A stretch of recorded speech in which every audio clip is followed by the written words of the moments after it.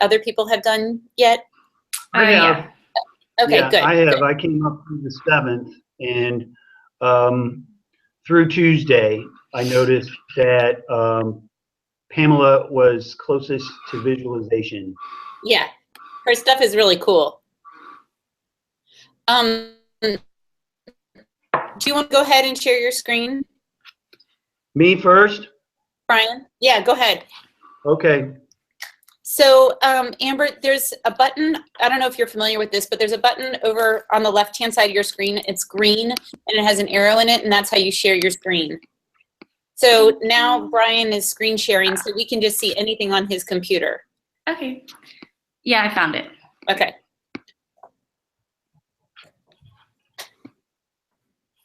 Okay.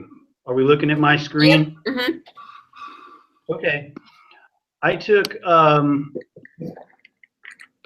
my categories, obviously, platform, because we needed it. Time and equipment, important when I put it down, but once my visual story started to unfold, it didn't seem as important. Contact, who I talked to, topic, what we talked about, and task, what came out of it. In the cases of contact and task, sometimes when I was just browsing, obviously, I made no contact or did no task as a result of that action. So the shorthand that I wrote for the contacts, the topics, and the tasks, I did put into a key.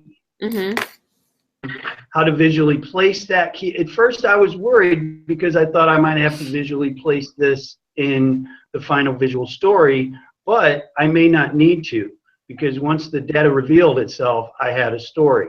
So I took 3 separate days at the end of the month, going into a weekend, a Thursday, a Friday, and a Saturday, and I put them all in one column so I could start to look at the data. And I began to use charts on to just try to start to see relationships in what I was looking at. And here's what I found. When it comes to platform use, actually apps is primarily what I mean by that. Applications such as, you know, Chrome, Facebook Messenger, things like that. My app use skyrockets when I come over here. So the normal platforms that I'm using to conduct my daily stuff totally changes. The pie chart shows a splattering of new app installs that I try to work myself through. But in doing all this, the people that I'm talking to, the contacts, and what we are talking about remain fairly consistent with what I'm normally used to doing. So I'm talking about the same stuff, same thing with people, but the method of communication has changed. It's become a lot more complicated, you know, to get the same amount of work done across the board, be it school or work, than it does normally when I'm at home. And what I was seeing as the story here was, my app use goes up, my time invested on my equipment, my laptop and my mobile device, shoot up. But what I'm talking about to these folks never changes really. But the results that come out of the conversations change somewhat. I end up getting less. I end up getting less stuff done, or the tasks change to adapt to where I'm at. So the normal methods of communication I'm used to using primarily are SMS, text, phone, and email. Well, those 3 modes do not work. They work here, right, but they don't work in order for me to do the totality of everything I need to do. So I went from more simplistic in my use of platforms and the tasks I execute across those platforms. So I've added a bunch of stuff to what I do digitally, but I haven't necessarily increased my productivity or gotten an exponentially larger result out of what I'm doing with all of these apps. So I started to think about how I would visualize that. And I'm not so attracted to pie charts Mm-hmm. because in this case, they only really show they made a personal reveal to me, you know, especially in the platform section. I was like, oh my goodness, that Facebook IM amount is huge for me. That's a Mm-hmm. big deal. Look at all that Google Maps usage. That's huge. It's kind of indicative of being abroad, of course, you know, but at home, that platform pie chart has way less slices to it, Mm-hmm. Mm-hmm. which is kind of the point of my visual story. So the instructions on the project to heart, and I started to draw loosely. So basically, I come up with, I add a bunch of additional stuff to my digital use profile, and what does it lead to? Does it lead to more free time or less free time? Does it lead to more work or less work? Is kind of what I'm seeing this poster coming out as. So that led me to look at what the hierarchy would be. Okay, so what changed? The tasks didn't necessarily change, and I've kind of visually laid those out down the middle. Mm-hmm. But the way I approach the tasks and what I get done out of them changed. So I kind of just laid it out. Okay, we've got me over here, and then I use less platforms. But I come over here, Right, but see, and I use way more platforms. the tricky part is you don't have that data. I know I don't have that home data is actually what it was leading. So how could I, since the data period obviously is since I am here, what out of the data set I have now could help visually show that change? Because, you know, I'm feeling this change on the right side here, Julia, for sure. And I'm seeing it on a percentage basis of how it's occupying my time, you know, so those beginning data points of US use to use. Right. To visually show this. But hierarchically, since my tasks and what I do on a daily basis don't necessarily change, I'm still thinking that the effort I'm putting into, I'm still thinking the task should be up top in the hierarchy, like they still kind of don't change. But the way I get the work done becomes more complex. Okay. So I think it's gonna be tricky to show this change over time when you only have the second part of your data set. You know what I mean? Okay.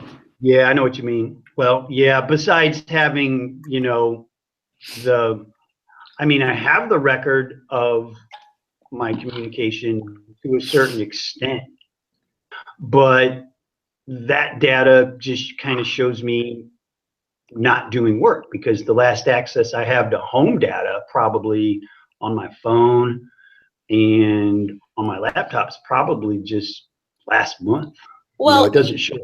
You do know apps that you never used before. I mean, yeah, that shows an increase. Yeah, the installs do. That's true. I mean, if you never used WhatsApp before, it went from 0 to 10% of your use. You know, yeah. If there's certain apps that you've never used before, then you can definitely show that change. Yeah, I can show that change here on platform for sure. Okay. Okay. So is the visual story then I add apps and then my efforts increase to keep up because I make it more complicated, life more complicated with more apps? Sorry, did you ask a question?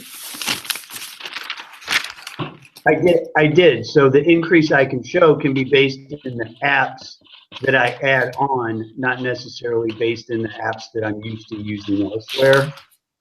I think you could. So that could show. You could show new topics. You could show new things that you did, new platforms.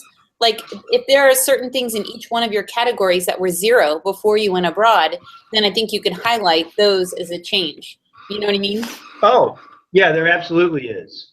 There absolutely is, because new app use leads to new things, right? Like, and relying on normal apps a lot more also leads to change. Like this whole leaning on Google Maps obviously was for me to get around, you know. So yeah, that definitely leads that leads to task-based stuff that I can make. Yeah, I can show that I increased my use. just by going abroad. What'd you say? I said I can show I increased just standard use of normal apps by going abroad too. I think you know your story. Mm-hmm. So, and you can combine, you know, this type of a circle graph with some of the other elements that you've kind of drawn out too. Mm-hmm. Okay, yeah. I'm really trying to stick to these 5 rules that Linda's showing us. Like, I want to run this story through those 5 rules. So I've got to pick my data visualizations and be consistent and all that. I like the idea of the pie chart.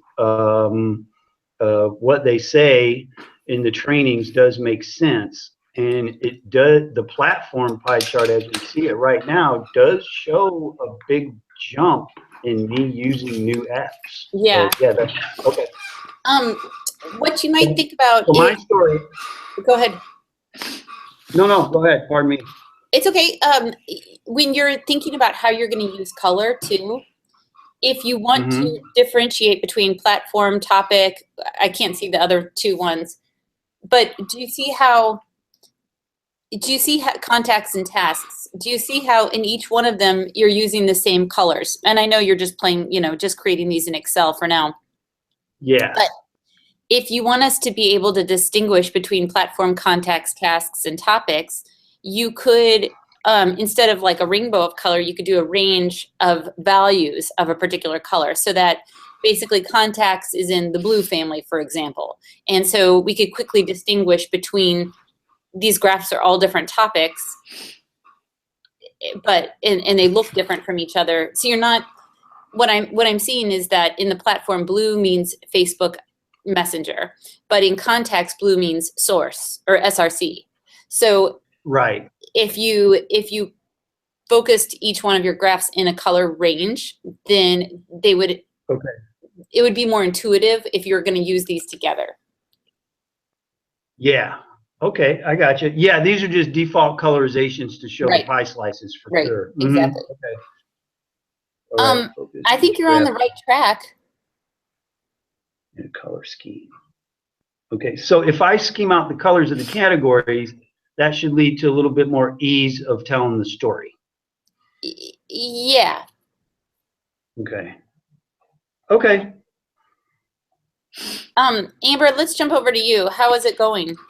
It's going well. I actually worked with Brian on this, so that helped a lot. Here, I'm going to share my screen now, if I can figure this out. Okay. Oh, are you still screen? Oh, you're back, Brian. So you guys, Okay. there's Did it work? Yeah. Yep, you're good. Okay. There is a slight chance that I might come to Leiden for a weekend, the first weekend in March. Oh, I'll be here still. And maybe do a 1 credit class over there. I'm in. That's awesome. Can you get me a full class? What should it, I could do something on, I'm not sure what it would be on though. I'm already teaching my WordPress workshop 1 credit online in the spring.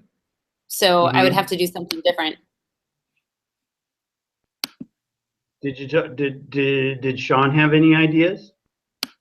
Well, I just got approved yesterday. There's a conference in Spain that I got a paper accepted to. So I was thinking about coming to Leiden first. He has to do some event on campus. So he was going to have me be involved with something maybe that Friday before the thing. But the last time I came to Leiden, I did a 1 credit on Saturday and Sunday, like 6 hours Saturday, 6 hours Sunday. And I taught the WordPress workshop. So I could do something different. I just don't know. I haven't worked it out, but I'll let you guys know. Well, the WordPress, please do. I'm on site. I'll be there, and I'll take a WordPress workshop too. Well, if there's interest, if he thinks he can get a full class, I'll definitely do it. I'm already teaching it online in spring too. So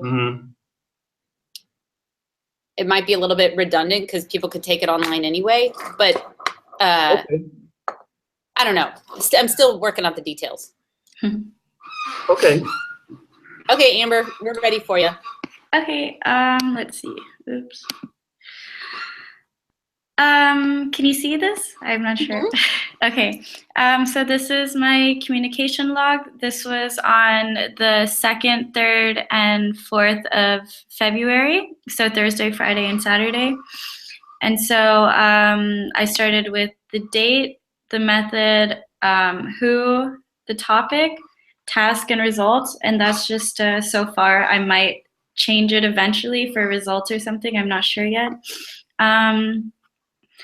And then down here, I have some visuals. Good. And this is just recently because I've been having to plan out my family coming for graduation and just pretty much being in Europe for the last semester of college. So I've been just really doing a lot of travel stuff. Mm-hmm. And that really showed in my graph. Mm-hmm. It's 21%. And then I communicated the most with email, and it's strange it says World Classroom because I would say it was Facebook Messenger. I don't even see Facebook Messenger down here, which is also weird. So I don't know what happened to the graph, but I'm gonna have to fix that later. Where are you from? I'm originally from North Carolina, but yeah, but I lived in Thailand for the past, or no, I moved to Thailand when I was a junior in high school, and then I moved to Leiden when I was a sophomore in college. So. And why did you move to Thailand? Because my mother was sick, so I had to go, and the medical bills were a lot more expensive in the States because she's Thai. Oh. So, yeah. So that's why I moved to Thailand. Did you go to Webster in Thailand? Yes, I did. Oh, that's cool. Yeah. It didn't feel serious for me. That's why I went to Leiden quite quickly. So yeah. But it was a nice experience, definitely. Mm-hmm. So I like your idea of this fail and successful. It's kind of like I could see some really funny or cute iconography that is like for all of these little blips of communication, you know, whether it was successful or not. Mm-hmm. Think about like if each one of these blurbs is a communication moment, you could put these on a timeline and have different meanings for this timeline. For example, maybe it is who and the result, you know. So for example, I'm just trying to think for a second. You could communicate a lot of bits of information at once. So imagine you had a timeline and it was like from a certain time in the morning to like a 24-hour period. And each of your icons represented a person. So your supervisor, your boyfriend, they were each icons. And then what it was about, or the mode of communication, was a color. And then whether it was successful or failed, you could have another, it could either be below the line or above the line, or I don't know. I'm just trying to think about how you could communicate a lot of your variables in this over time. I almost got like thermometer out of that description. Like some kind of, like if there's a baseline visually or graphically, there's a success or failure above or below that line. I saw her data in circles. Like it was all kind of task based, like preparing for graduation. Well, how much effort did you put into that versus how much you got out? And I wasn't seeing it so much as a pie, but I was seeing it as circles like laid next to each other. Like say failure of the task was a certain size. Like if it was a successful task, it was a big size. But if she put a lot of emails into that task, emails would be next to that task circle that would show a relationship based on the task was this successful, and then I just put that many emails into it and kind of laid them together and put each little task that she undertook kind of as a circular representation based on the circles of stuff she put into to go around it. I don't know, that's kind of what I was seeing at it, because the result kind of indicates that we should do something plus or minus with success or failure.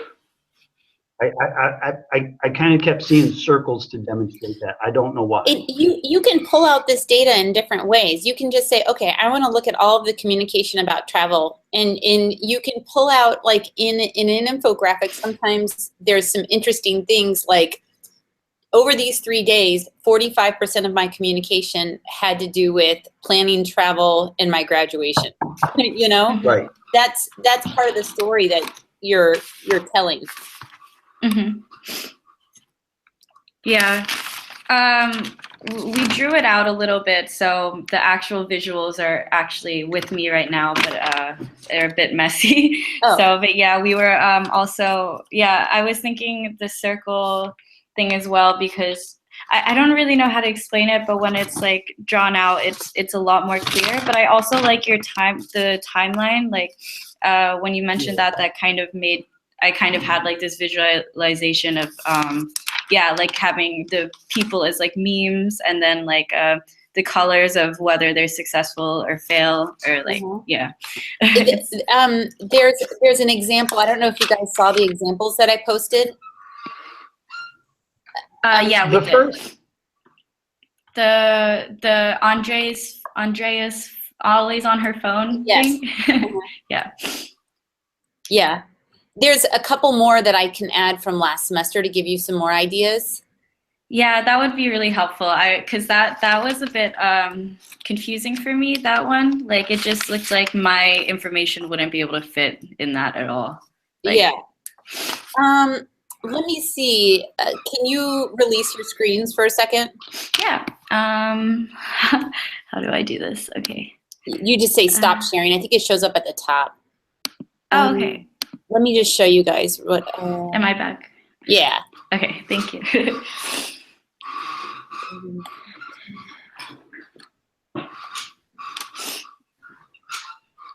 me see if I can.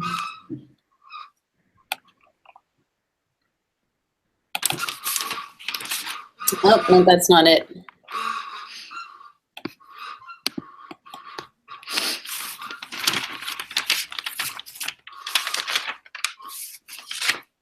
So this is one from last semester. It's pretty simple, but this is combining format. Can you guys see it? Okay. Yeah. Yes. And then the way that his communication, his phone communication, each one of these icons are pictures of people. Oh, okay. That's interesting. Oh. I think it's really clean, and he used some interesting techniques. It doesn't tell much of a, you don't get from this. He didn't tell us what it was all about. He's actually on the chess team, and so much of his communication was about chess. And it seems like he could have done something more thematically to kind of indicate that. For example, these icons could have been more like chess pawns, or how could we could have looked at it and understood. He talks to girls a lot, and he talks about chess a lot. That was what. If he could have differentiated that thematically, though, we would have had more information about what he was doing, though. Yeah. I see that. Yeah. I see it.